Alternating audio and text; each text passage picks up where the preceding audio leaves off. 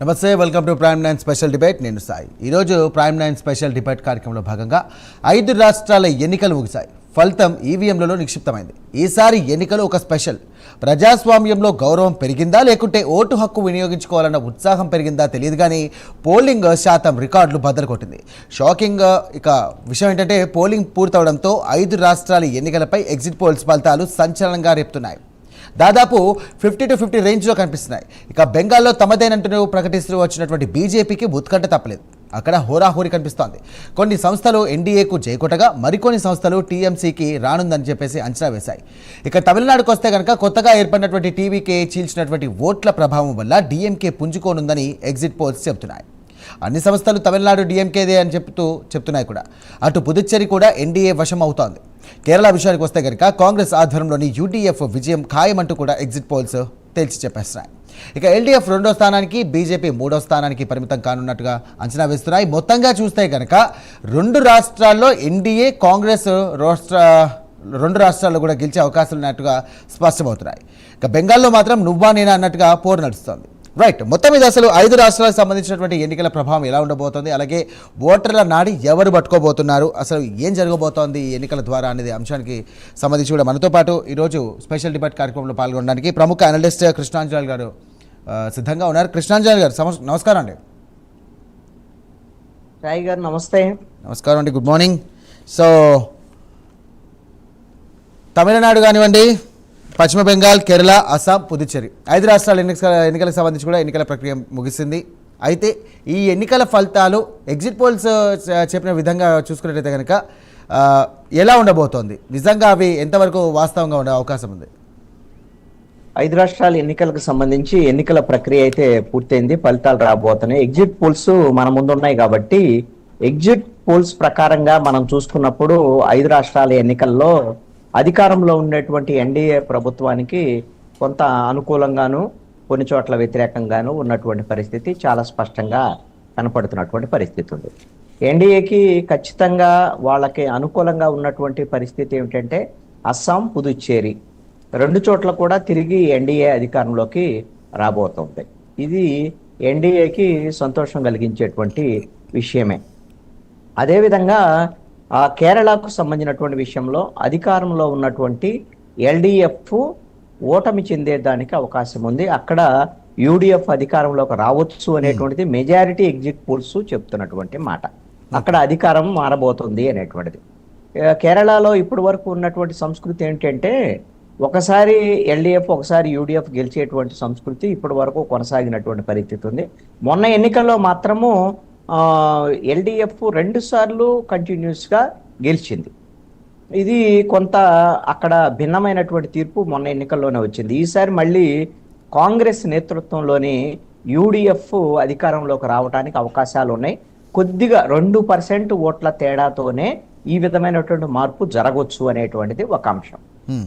ఇక పశ్చిమ బెంగాల్కు సంబంధించినటువంటి అంశంలో చాలా ప్రతిష్టాత్మకంగా ఇప్పుడు పశ్చిమ బెంగాల్లో బీజేపీ తృణమూల్ కాంగ్రెస్ మీద పోరాటం చేస్తుంది. తృణమూల్ కాంగ్రెస్ మళ్ళీ అధికారంలోకి రావచ్చు అనేటువంటిది ఎగ్జిట్ పోల్స్, అత్యధిక ఎగ్జిట్ పోల్స్ చెబుతున్నటువంటి మాట.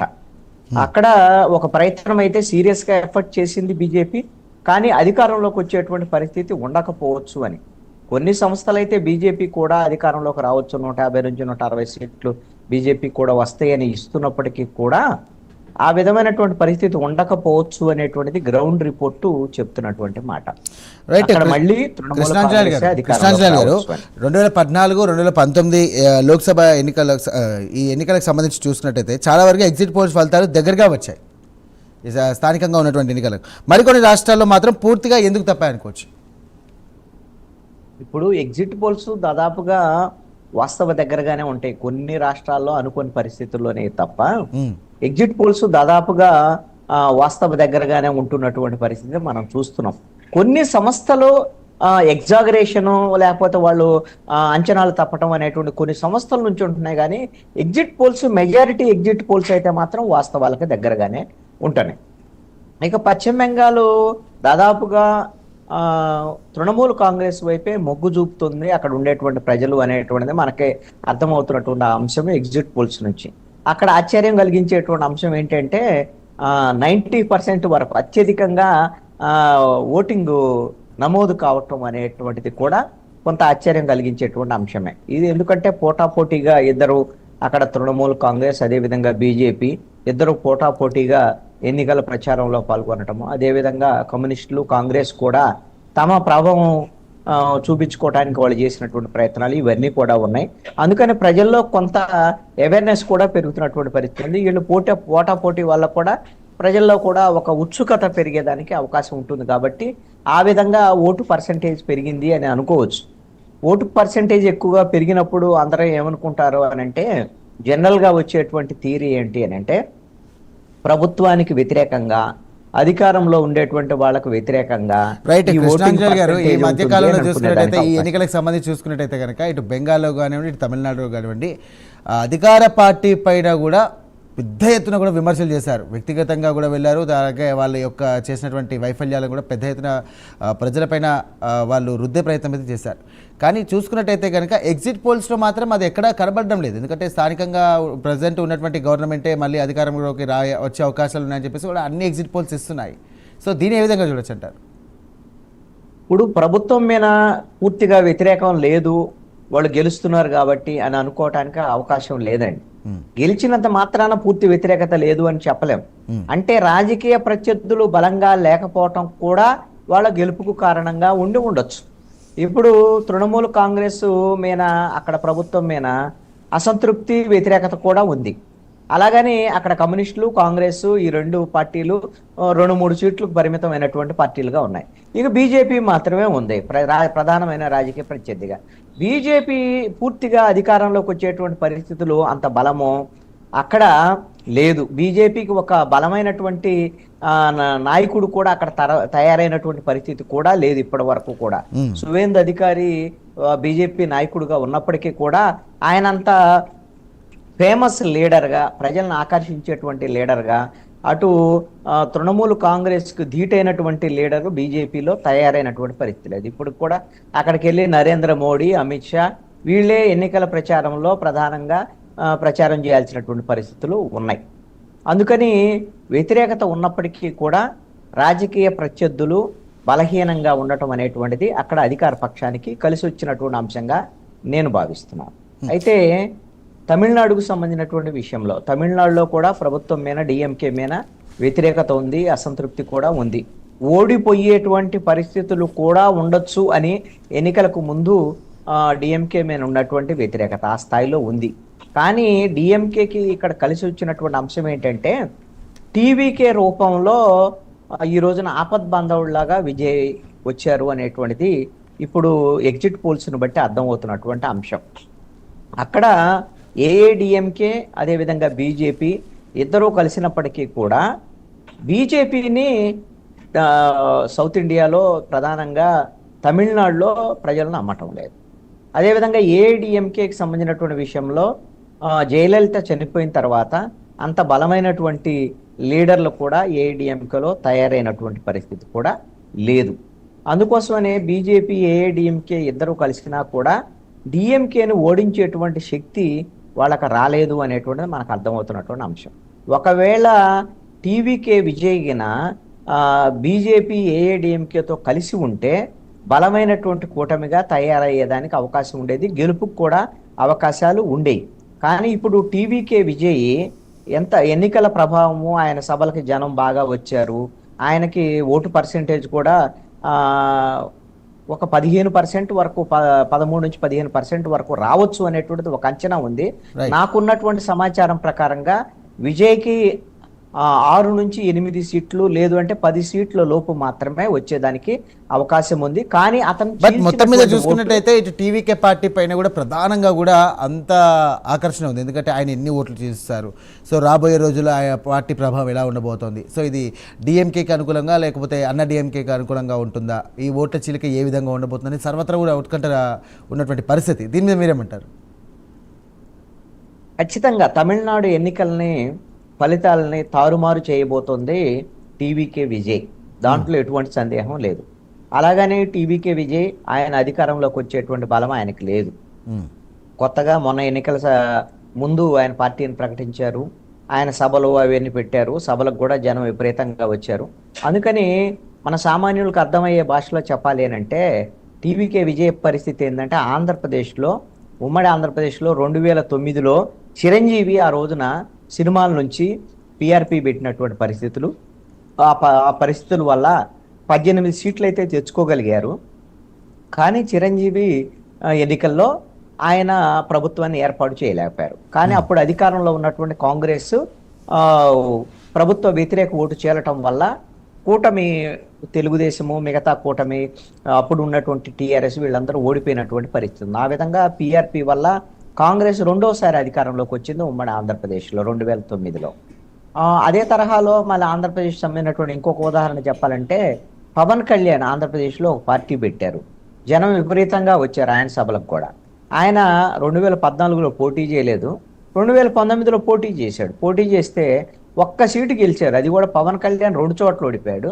మొత్తము జనసేన పార్టీ ఒక్క సీటు గెలిచింది. అందుకని జనం ఎంతమంది వస్తారు అనేటువంటి దాని మీద టీవీకే విజయనే మనము అంచనా వేయలేనటువంటి పరిస్థితి ఉంది. జనం రావచ్చు, అది ఓటుగా టర్న్ అవ్వటం అనేటువంటిది అంత ఈజీ అయినటువంటి వ్యవహారం కాదు. ఆయనకి నాయకులు ఉండాలి, ఓటుని తీసుకెళ్లి ఓటు బూత్ వరకు తీసుకెళ్లి ఓటు వేయగలిగినటువంటి పరిస్థితులు ఉండాలి. ఇవన్నీ ఇబ్బందుల్ని టీవీకే ఎదుర్కొన్నది. అందుకని 10 లోపు సీట్లు మాత్రమే వచ్చేదానికి అవకాశం ఉంది. టీవీకే ఓట్లు, ఎవరి ఓట్లు అత్యధికంగా ఉన్నాయంటే ఎక్కువగా ప్రభుత్వం మీద ఉన్నటువంటి అసంతృప్తి, వ్యతిరేకత ఉన్నటువంటి ఓట్లు అవి నేరుగా ఏఐడిఎంకేకి వెళ్ళినటువంటి పరిస్థితి లేదు. అవి విజయ్కి కొన్ని వచ్చాయి. దానివల్ల డిఎంకేకి పరోక్షంగా లాభం జరిగింది. అదేవిధంగా డిఎంకే ఓట్లని తక్కువగా చీల్చుకోగలిగారు విజయ్. అదేవిధంగా ఏఐడిఎంకే ఓట్లని ఎక్కువ చీల్చుకున్నారు. దానికి కారణం ఏంటంటే ఏఐడిఎంకేకి సంబంధించినటువంటి కొంతమంది నాయకులు టీవీకేలో చేరటము, అదేవిధంగా కొన్ని ప్రాంతాలకు సంబంధించినటువంటి వాళ్ళు ఏఐడిఎంకే మళ్ళీ గెలవదు అనేటువంటి దాని మీద కొంత టీవీకే వైపు మొగ్గు చూపటం, ఇవన్నీ కూడా డిఎంకేకి కలిసి వచ్చినటువంటి అంశాలుగా ఉన్నాయి. మీరు మొన్న ఒకసారి గమనిస్తే ఎన్నికలకు ముందు ఫస్ట్ ఫేజ్ ఎన్నికలకు ముందు, అది ఒక ఫేజే జరిగింది అక్కడ తమిళనాడులో. అక్కడ ఎన్నికలకు ముందు మీరు బీజేపీ ఒక ప్రణాళికాబద్ధంగా పార్లమెంట్లో 3 బిల్లులు తీసుకొచ్చింది. ఆ బిల్లులు రాజ్యాంగ సవరణ బిల్లు, అదేవిధంగా డీలిమిటేషను, అదేవిధంగా కేంద్రపాలిత ప్రాంతాల చట్టాలకు సంబంధించినటువంటి, అదేవిధంగా దాంట్లో మహిళా రిజర్వేషన్కి సంబంధించినటువంటి బిల్లు అమలుకు సంబంధించినటువంటి అంశం కూడా ఉంది. అందుకని ఆ అంశాన్ని తీసుకొచ్చి ఆ బిల్లులు వీగిపోతాయని బీజేపీకి తెలిసినా సరే, వీగిపోతే మహిళలకు వ్యతిరేకము డిఎంకే, మహిళలకు వ్యతిరేకం టీఎంసీ అని పశ్చిమ బెంగాల్లోనూ అదేవిధంగా తమిళనాడులోనూ లాభం పొందాలని పక్కా ప్రణాళిక రూపొందించుకున్నది బీజేపీ. కానీ తమిళనాడులో ఈ విధమైనటువంటి బిల్లు తీసుకురావటం డీలిమిటేషన్కు వ్యతిరేకంగా స్టాలిన్ కానీ డిఎంకే కానీ మిగతా పార్టీలు, అక్కడ కాంగ్రెస్ వీళ్ళందరూ ఆ బిల్లును తగలబెట్టడము ఎన్నికలకు ముందు, ఇవన్నీ కూడా డిఎంకేకి బూస్టప్ ఇచ్చాయి. బీజేపీకి ఏఐడిఎంకే అవి నష్టం కలిగించినటువంటి అంశాలుగా ఉన్నాయి. కారణం ఏంటి అని అంటే దక్షిణాది ఉత్తరాది రాష్ట్రాలని చీల్చేటువంటి విధంగా ఈ బిల్లులు ఉన్నాయి, డీలిమిటేషన్ ఉంది, దక్షిణాది రాష్ట్రాలకు నష్టం జరుగుతుంది అనేటువంటి విధంగా ఆ ప్రొజెక్షన్ డిఎంకే తీసుకువెళ్ళగలిగింది. ఆ విషయంలో బీజేపీ ఫెయిల్ అయింది అనేటువంటిది నా అబ్జర్వేషన్. రైట్ కృష్ణాంజలి గారు, ముఖ్యంగా తమిళనాడు, బెంగాల్ లాంటి ఈ యొక్క రాష్ట్రాల్లో ఎగ్జిట్ పోల్స్ ఎందుకు క్లియర్ కట్గా తన పిక్చర్ని ఇవ్వలేకపోతున్నాయి అనుకోవచ్చు? ఏమంటారు? ఇప్పుడు ముఖ్యంగా తమిళనాడు, బెంగాల్ లాంటి రాష్ట్రాలకు సంబంధించి ఎన్నికలకు సంబంధించి ఎగ్జిట్ పోల్స్ ఎందుకు క్లియర్ పిక్చర్ ఇవ్వలేకపోతున్నాయి? దాదాపుగా క్లియర్ పిక్చర్ డిఎంకే గెలుస్తుంది తమిళనాడులో అని, అదేవిధంగా పశ్చిమ బెంగాల్లో కూడా టీఎంసీ గెలుస్తుందని అత్యధికమైనటువంటి సంస్థలు ఎగ్జిట్ పోల్స్ లో ఇచ్చాయి. అయితే కొన్ని సంస్థలు మాత్రమే ఇక్కడ ఏఐడిఎం కంటే ఎన్డీఏ గెలవచ్చు, అక్కడ బీజేపీ గెలవచ్చు పశ్చిమ బెంగాల్లో అని కొన్ని సంస్థలు మాత్రమే ఇచ్చాయి. అందుకని దాన్ని మనం పూర్తి స్థాయి అంశంగా చూడటానికి వీల్లేదు. ఎగ్జిట్ పోల్స్ లో మొత్తం సంస్థల్లో మెజారిటీ సంస్థలు డిఎంకే తమిళనాడులో గెలుస్తుందని, తృణమూల్ కాంగ్రెస్ పశ్చిమ బెంగాల్లో గెలుస్తుందని ఇచ్చాయి కాబట్టి మనం ఎగ్జిట్ పోల్స్ ఒక క్లారిటీ ఉంది అని నేను అనుకుంటున్నా. కొన్ని సంస్థల అంచనాలు తప్పి ఉండొచ్చు అని నా అభిప్రాయం. రైట్, ఎగ్జిట్ పోల్స్ పై నమ్మకం పెట్టుకోవాలంటారా లేక ఫలితాల దాకా వేచి చూద్దామంటారా? అంటే మొత్తం మీద చూసుకున్నట్టయితే ఇటు డిఎంకేకే ఇస్తున్నారు, ఇటు ఎన్డీఏకి అండ్ కాంగ్రెస్కి సంబంధించి, అలాగే టీఎంసీ పార్టీకి సంబంధించినటువంటి అధికారం వస్తుందని చెప్పేసి చెప్తున్నారు. సో 50 to 60 to 70% మధ్యలో పెట్టుకుంటే బాగుంటుందని చెప్పేసి నా అభిప్రాయం. సో ఫుల్ ప్లెజ్గా అదే కరెక్ట్గా ఉంటుందని చెప్పేసి ఎవరు కూడా అంచనా వేయలేరు కదా. నా అభిప్రాయం అయితే ఎగ్జిట్ పోల్స్ లో క్లియర్ పిక్చర్ వచ్చిందని నేను అనుకుంటున్నాను. ఓకే, అస్సాం, పుదుచ్చేరి ఖచ్చితంగా బీజేపీ గెలవబోతుంది. కేరళలో యూడిఎఫ్ గెలవబోతుంది. డిఎంకే తమిళనాడులో గెలవబోతుంది అనేటువంటిది ఖచ్చితంగా ఉంది. అదేవిధంగా తృణమూల్ కాంగ్రెస్ కూడా ఏ విధమైనటువంటి డౌట్ లేకుండా పశ్చిమ బెంగాల్లో గెలవబోతుందని. ఓటు పర్సెంటేజ్ డిఫరెన్స్ కూడా చాలా స్పష్టంగా ఉంది తమిళనాడు, అదేవిధంగా పశ్చిమ బెంగాల్లో. అక్కడ కేవలం కేరళలో మాత్రము 2% ఓటింగ్ డిఫరెన్స్తో మాత్రమే యూడిఎఫ్ గెలిచేటువంటి పరిస్థితులు ఉన్నాయి. అందుకని ఎన్నికల ఫలితాలు వచ్చిన తర్వాత ఏదో తారుమారు అవుతాయని కానీ, లేకపోతే ఎన్నికల ఫలితాల తర్వాత ఈ అంచనాలు మారుతాయని కానీ నేను అనుకోవటం లేదు. రైట్, మొత్తం మీద చూసుకున్నట్టయితే సైలెంట్ ఓటర్ అనే ఫ్యాక్టర్ ఎంతవరకు ప్రభావం చూపించింది అనుకోవచ్చు? సైలెంట్ ఓటర్ ఫ్యాక్టర్ ఎప్పుడు కూడా అత్యధిక ప్రభావం చూపిస్తుంది, దాంట్లో ఎటువంటి సందేహం లేదు. ఇప్పుడు మనము ఎక్కువగా సిగ్నిఫికెంట్గా బయట కనపడేటువంటి మాట తమిళనాడులో విజయ్కి ఎక్కువగా సభలు అవన్నీ కూడా జయప్రదం కావటం, ఎక్కువ మంది విజయ్ వైపు మొగ్గు చూపటం, ఇలాంటివన్నీ చూసాం. ఇవి బయటకు కనపడేటువంటి విషయాలు. కానీ విజయ్ పరిస్థితి ఏముంది? మ్యాక్సిమం 15% ఓటింగ్ రావచ్చు అని, అయినా సరే 10 లోపే సీట్లు వస్తాయి అనేటువంటి విధంగా. అందుకని బయట కనపడేటువంటి వ్యవహారాలు, ఎన్నికల ప్రచారాలు ఇప్పుడు పశ్చిమ బెంగాల్లో అయితే బీజేపీ విపరీతంగా ప్రచారం చేసింది. నరేంద్ర మోడీ వెళ్ళాడు, అమిత్ షా వెళ్ళాడు. ప్రచారం అయితే అనేటువంటి విధంగా కూడా ప్రచారం జరిగింది. కానీ ఆ పరిస్థితి గ్రౌండ్ లో లేదు. ఎందుకు అని అంటే గ్రౌండ్ లో ఆ విధమైనటువంటి పరిస్థితులు లేకుండా ఎన్నికల సమయంలో ఒక్కసారి ఓటు టర్న్ అయ్యేటువంటి దానికి అవకాశాలు లేకపోవటమే అక్కడ పశ్చిమ బెంగాల్లో తృణమూల్ కాంగ్రెస్ గెలవటానికి కారణం. అదేవిధంగా తమిళనాడులో డిఎంకే గెలవటానికి కూడా కారణం ఏంటంటే డిఎంకే క్షేత్రస్థాయిలో బలంగా లేకపోవటం అనేటువంటిదే ఇక్కడ ప్రధానమైనటువంటి కారణంగా ఉంది. సైలెంట్ ఓటింగ్ ఫ్యాక్టర్ అయితే ఈ విధంగా మనకు కనపడుతుంది. అక్కడ అధికార పార్టీకే మొగ్గు చూపినటువంటి పరిస్థితి అయితే 2 రాష్ట్రాల్లో ఉంది, తమిళనాడు, పశ్చిమ Bengal. Right, thank you Krishnanjali గారు, మీ యొక్క విలువైన సమయాన్ని మాకు కేటాయించినందుకు. ప్రజెంట్ అయితే ఒక చిన్న బ్రేక్ తీసుకుందాం. Stay with us.